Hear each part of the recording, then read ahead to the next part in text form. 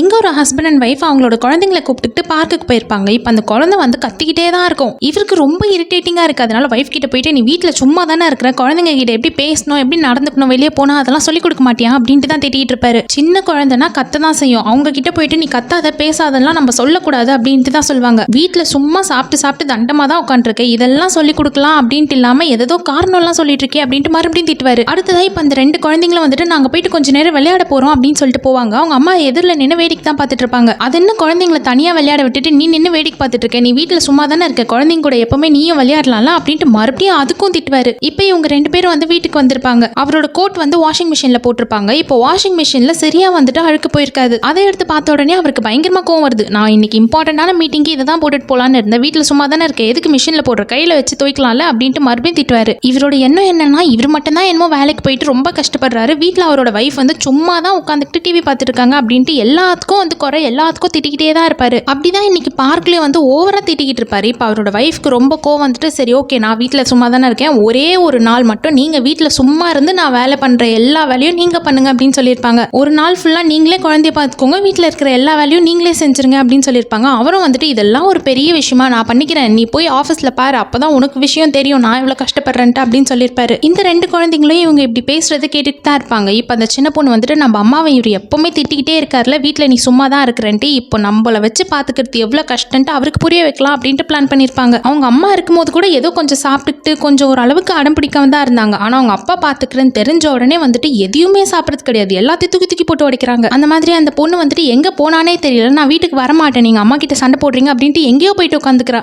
2 குழந்தைங்களை வச்சு பார்த்துக்கிறதே வந்து ஒரு பெரிய டாஸ்காக இருக்குது அவருக்கு. 2 குழந்தைங்களை பார்த்துக்கிறதுக்கே ஒரு நாள் ஃபுல்லாக சரியாக போயிடுது. இதில் வீட்டு வேலையெல்லாம் பார்க்கவே முடியல. வைஃப் திருப்பி வீட்டுக்கு வந்து பார்த்தா போட்டது போட்ட மாதிரியே தான் இருக்குது. அப்போதான் அவருக்கு புரிய வருது, இவ்வளோ வீட்டில் சும்மா இருக்கும் நம்ம சொல்லிட்டு இருக்கோமே, ஆனால் வீட்டில் இருந்து குழந்தைங்களை பார்த்துக்கிட்டு வீட்டு வேலையும் பார்க்கறது எவ்வளோ பெரிய கஷ்டமான விஷயம் அப்படின்றதே அவருக்கு அப்போ தான் புரிய வரும். அவரோட வேலையும் ஒன்றும் ஈஸி கிடையாது, ஆனால் அது அவரோட வைஃப்க்கு வந்து புரியுது தான். ஆனால் அவரோட வைஃப் வந்து நீ வீட்டில் சும்மா தான் இருக்கிற அப்படின்ட்டு சொல்கிறது தப்பு. இப்போ 2 பேருமே வந்து அவங்கவுங்க வேலை எவ்வளோ கஷ்டமானது அப்படின்ட்டு புரிஞ்சுக்கிட்டு அவரும் வந்து கொஞ்சம் ஈக்குவலாக வந்து வீட்டில் எவ்வளோக்கு எவ்வளோ சப்போர்ட் பண்ண முடியுமோ அவ்வளோக்கு எவ்வளோ பண்ணிட்டு தான் இருப்பார். அதுலேருந்து இப்போ இவங்க 2 பேருக்கும் நடுவில் நல்ல ஒரு அண்டர்ஸ்டாண்டிங்கும் வந்துடும்.